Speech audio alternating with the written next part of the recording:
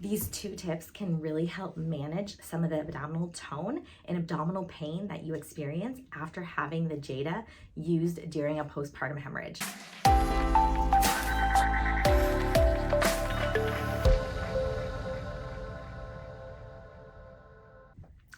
Let's talk all things postpartum hemorrhage. After you've had a Jada used inside your body to stop a postpartum hemorrhage, it is one of the most amazing tools out there right now to stop postpartum hemorrhage, meaning excessive bleeding from the uterus. How it works is that if you have the uterus and your uterus is full size, you just delivered the baby, but the uterus is still stretched out, there is excessive bleeding. That's why they would use the Jada, and they insert the Jada into the cervix and they create a seal in that cervix. And then the attachment of the Jada is connected to a vacuum.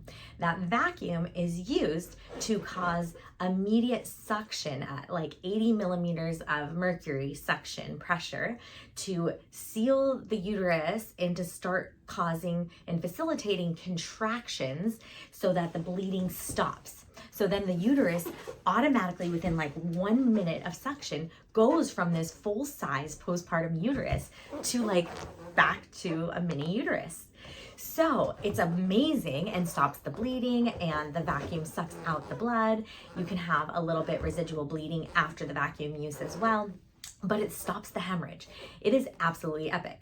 However, sometimes people will get abdominal pain for weeks and months after the use of a Jada. The reason being that after you use a Jada and your uterus has just gone from this size to this size, it is such a rapid shrinking of the uterus. Typically, without the use of a Jada, the uterus is going to shrink back down to its normal size over the course of 6 to 8 weeks with contractions. And of course, those contractions are usually more plentiful in the very early postpartum, 24 to 72 hours. But the uterus is still working to come back to its normal size for 6 to 8 weeks. That's a nice slow progression, because as the uterus comes back to its normal size, it's gently pulling away from the other organs that it was smushed up against. So when the uterus is full size, you can imagine that's going to push the liver up, that's going to push the colon out to the side, and you will get a lot more pressure on those organs. Then you immediately suction the uterus down and back to normal size with the use of the Jada, and all of a sudden the uterus is pulled away from those tissues very, very rapidly. So why is this going to cause abdominal pain, or why do some people experience abdominal pain after this?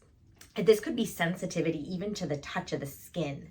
The reason being is that it's such a rapid suction away from the other organs, whereas like normally that took 9 to 10 months to grow and kind of push slowly against the organs, but now you just suctioned it all away, that you're taking such a fast pull, because the uterus shares what's called endometrial lining with some other organs. And then you have this stuff called like fascia, which is more saran wrap. And then when this shrinks really fast, it's gonna pull on that saran wrap like tissue in the fascia around the other organs and can create almost a spasm sensation. And so that can just feel like your abdominal wall is really hard. It can also freeze some of your organs, and your organs kind of just get stuck. A healthy postpartum body and a healthy body in general, the organs ebb and flow and move in the body. They move away from midline and they move towards midline. And that's even independent of breathing. We want that visceral mobility.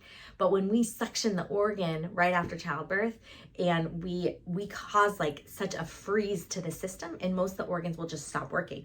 This can lead to things like constipation, making it really hard to have a bowel movement, because the peristalsis that causes the bowel movement to push the poop around in the colon all of a sudden stops. And so we want to start to get rid of, we want to definitely manage the constipation. The more that we can manage the constipation through natural supplements like magnesium, raha, psyllium, talk to your provider about what's safe for your body, especially post-hemorrhage.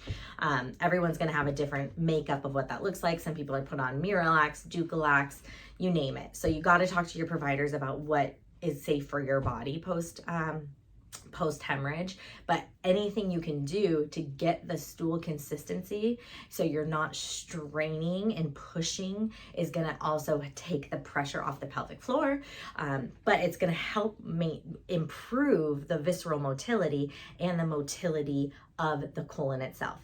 So we're going to go over 2 absolutely essential things that you should do after you've had the Jada experience in order to keep your body moving and help reduce any abdominal pain if you have it, but also just to help improve normal function now that you've had such trauma, which the Jada does cause, rightfully so. We need that trauma in order to stop the bleed, but it's a very big shock to the system.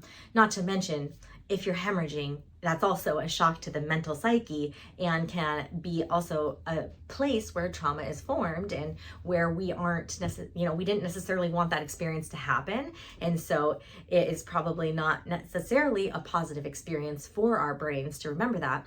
And a lot of times when we have those negative experiences or experiences that we didn't want to have happen, we'll also hold those in our guts, and our guts will kind of freeze on top of the experience itself. So it's all multifaceted and layered upon layered of many things that can cause this abdominal pain. But I want to give you 2 tips to start healing this abdominal pain during your postpartum phase. And honestly, you could start this at 2 days, you can start this at 2 weeks, 2 months, 2 years. The fact of the matter is we just want to start giving you normal motion of your organs, of your core, and help turning things back on after there was such trauma placed physically and mentally on the body. So here we go.